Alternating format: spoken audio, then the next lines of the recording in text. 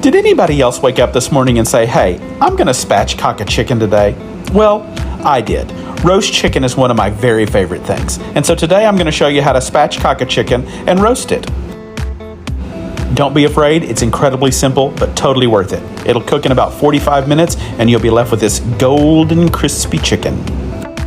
We're going to start by making a compound butter out of 6 tablespoons of butter, 2 tablespoons of za'atar seasoning, and 4 garlic cloves that have been grated. You can use any seasoning you want to. You don't have to use za'atar. You can use poultry seasoning, thyme, sage, whatever you like.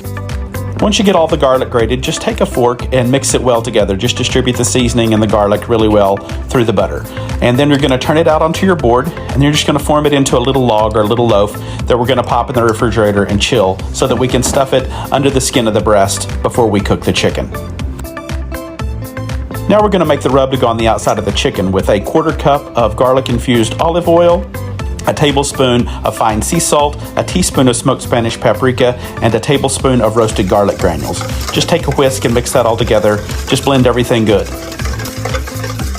Now we're going to move on to the spatchcock procedure. Take your chicken and turn it over breast side down and expose the backbone. It's right there, and that's what we're going to take out. So we're going to take a really sharp knife and cut down the left side of the backbone all the way down. And now we're going to take our knife and cut down the right side of the backbone all the way down. You can also use really sharp kitchen shears to do this as well, and then just completely remove the backbone. You have now successfully spatchcocked a chicken. So just turn it over and just give it a push down on the breast and crack that breastbone so it lays nice and flat.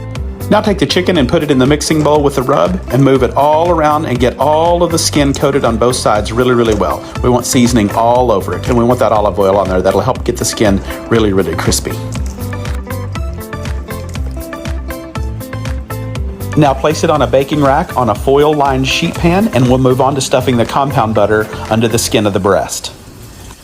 Now take the chilled compound butter, cut it in half, and stuff 1 piece of it under the right side of the breast and 1 piece of it under the left side of the breast, just under the skin. And now just pop it in the oven at 450 degrees for about 45 minutes or until it's 165 degrees in the thickest part of the thigh. And then it comes out looking gorgeous, just like that beautiful crispy skin.